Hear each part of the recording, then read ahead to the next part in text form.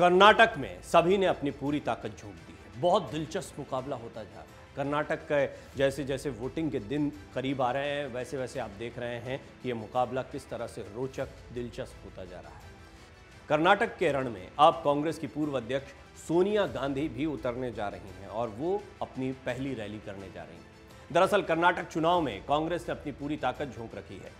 राहुल गांधी और मल्लिकार्जुन खड़गे के बाद प्रियंका गांधी की किस तरह से चुनावी रैलियां हो रही हैं वो आपने देखा और उनकी रैलियों को अच्छा खासा रिस्पांस भी मिल रहा है। कुल मिलाकर प्रियंका गांधी को अब कांग्रेस पूरी तरह से आगे कर रही है। इस सब के बीच में सोनिया गांधी भी अब चुनावी मैदान में उतरने जा रही हैं। ये एक बड़ी खबर है। सोनिया गांधी स्वास्थ्य संबंधी कारणों की वजह से बहुत ज़्यादा एक्टिव अब चुनाव प्रचार के दौरान या फिर अन्य कार्यक्रमों के दौरान नहीं दिखती हैं, लेकिन ऐसा कोई मौका नहीं होता, चाहे वो भारत जोड़ो यात्रा हो या फिर कर्नाटक जैसा बड़ा चुनाव हो, कि वो कभी सामने ना आए।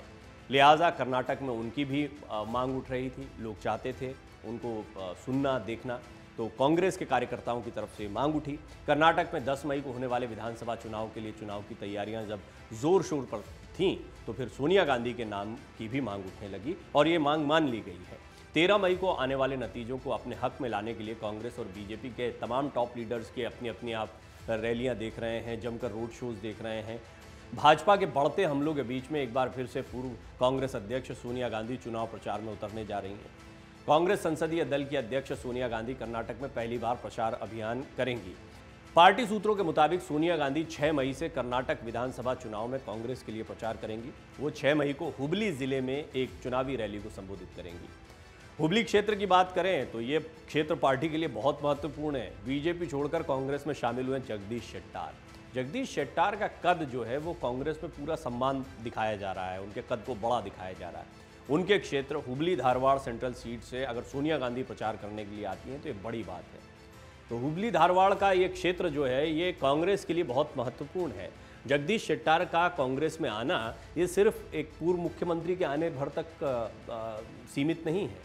दरअसल जगदीश शेट्टार लिंगायत समुदाय के सबसे बड़े नेताओं में से एक माने जाते रहे।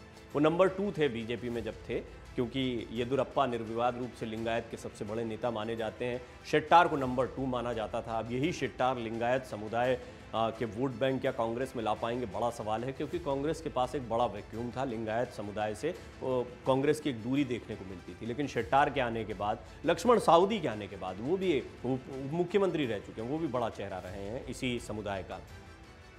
ये एक महत्वपूर्ण प्रभाव वाला क्षेत्र है लिंगायत का, एक तरीके से बीजेपी का गढ़ रहा है। अब अगर यहाँ पर जगदीश शेट्टार की वजह से बीजेपी को झटका लगता है तो ये कांग्रेस के लिए बहुत बड़ी ताकत होगा। इस क्षेत्र में सोनिया गांधी चुनाव प्रचार करेंगी, इसके महत्व को समझा जा सकता है, क्योंकि पार्टी यहाँ पर पूरा फायदा उठाना चाहती है। जगदीश शेट्टार के आने का, सोनिया गांधी की रैली का, बड़े चेहरे को यहाँ पर रखने का, बड़े वादे भी यहाँ पर किए जाएंगे। सोनिया गांधी लंबे अरसे बाद किसी चुनाव प्रचार में नजर आने वाली हैं। इसके अगले दिन यानी 7 मई को राहुल गांधी बेंगलुरु में एक रोड शो करने वाले हैं। चुनाव प्रचार के आखिरी दिन बेंगलुरु में ही उनकी एक प्रेस कॉन्फ्रेंस भी होगी। ये जानकारी तब सामने आई है जब भारतीय जनता पार्टी कर्नाटक में खुलकर हिंदुत्व का कार्ड खेल रही है। कांग्रेस का मैनिफेस्टो जारी होने के बाद भाजपा की तरफ से कांग्रेस नेताओं पर हमले भी बढ़ गए हैं। खास तौर पर जो घोषणा पत्र पर घमासान छिड़ा है, उसकी असली वजह क्या है? दरअसल कांग्रेस ने 2 मई को जो घोषणा पत्र जारी किया था उसमें सबसे पहले बजरंग दल को बैन करने की बात कही गई। पीएफआई के साथ में बजरंग दल का नाम लिखा गया और बैन करने की बात कही गई। बीजेपी नेता हमलावर हो गए। फिलहाल ये मुद्दा राज्य में गरमाया हुआ है। भारतीय जनता पार्टी ने चुनाव में बजरंग दल पर प्रतिबंध लगाने के मुद्दे को जमकर उछाला है।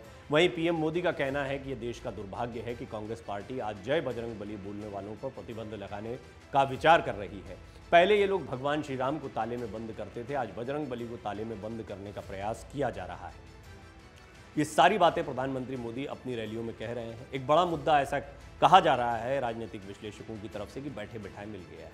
मैंने आपको बताया था कि सिर्फ ऐसा नहीं कि ये बीजेपी की तरफ से कहा जा रहा है, कांग्रेस के भी कुछ नेता, जैसे कि प्रमोद कृष्णम के बारे में कल बताया था कि उन्होंने भी इस बात पे कहा कि गले में जहरीला सांप था ही, बजरंग बली को छेड़ने की क्या ज़रूरत थी। विधानसभा चुनाव में सिर्फ 6 दिनों का समय बाकी है। 8 मई को चुनाव प्रचार का आखिरी दिन होगा। ऐसे में कांग्रेस भी वोटर्स को रिझाने में कोई कोर कसर नहीं छोड़ना चाहती है। आपको बता दें 10 मई को मतदान है, 13 मई को नतीजे घोषित किए जाएंगे, लेकिन इस सब के बीच में कांग्रेस कोई कसर नहीं छोड़ रही है। तो सोनिया गांधी को भी कर्नाटक में उतारा जा रहा है। अब देखना होगा कि सोनिया गांधी का चेहरा कितना प्रभावी होता है। हुबली धारवाड़ का एक जो क्षेत्र है जगदीश शेट्टार के आने के बाद कांग्रेस को यहाँ से बहुत उम्मीदें बंधी हैं। यहीं पर सोनिया गांधी अपनी रैली करने जा रही हैं, तो ये भी एक बहुत बड़ा मैसेज है। अब देखना होगा कि कांग्रेस की रणनीति कितनी काम है। मन से उजाला कर चले, मन से उजाला कर चले।